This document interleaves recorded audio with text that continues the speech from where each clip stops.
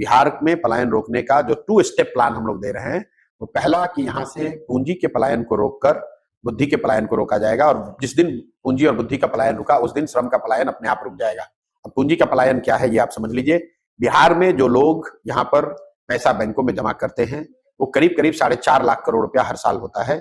उसमें bad CD ratio की वजह से या लो सीडी रेशियो की वजह से करीब करीब 2-2.25 लाख करोड़ रुपया बिहार से बाहर बैंक भेज रहे हैं।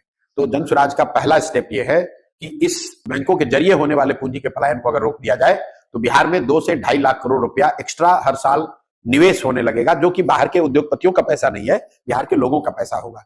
जब लोगों के हाथ में पूंजी आएगी तो निश्चित तौर पर यहाँ कंजम्पशन बढ़ेगा, इन्वेस्टमेंट बढ़ेगा और उससे रोजगार बढ़ेगा, बड़ी संख्या में लोग वापस बाहर नहीं जाएंगे।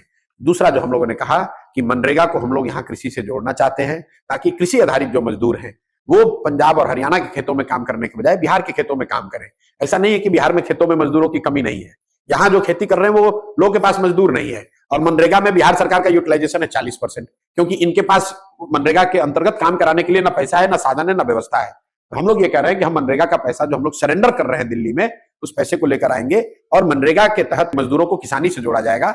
और शर्त ये हम कह रहे हैं कि जो आदमी भी अभी धान गेहूं की खेती कर रहा है वो नकदी की अगर खेती करने लगे तो उसको मनरेगा के तहत मजदूर फ्री में मिलेगा। इसका बहुत बड़ा फायदा ये होगा कि जो कृषि आधारित मजदूर हैं उनको यहीं पे रोजगार मिल जाएगा, पलायन नहीं करना पड़ेगा।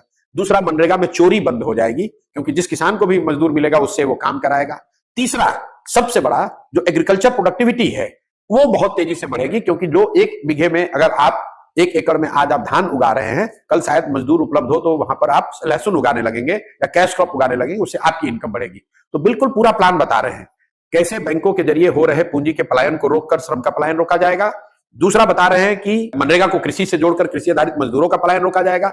और तीसरा कि यहां घर घर इंटरेस्ट सबवेंशन की जो स्कीम लाकर हम लोग महिलाओं के हाथ में पूंजी देना चाहते हैं, ताकि घर घर में रोजी रोजगार हो सके। हम लोग ये कह रहे हैं कि 4% सालाना ब्याज पर यहां पर लोगों को कर्ज दिया जाए, ताकि लोग अपने अपने घर में छोटा मोटा रोजी रोजगार कर सके। उससे भी पलायन को रोकने में बहुत बड़ी मदद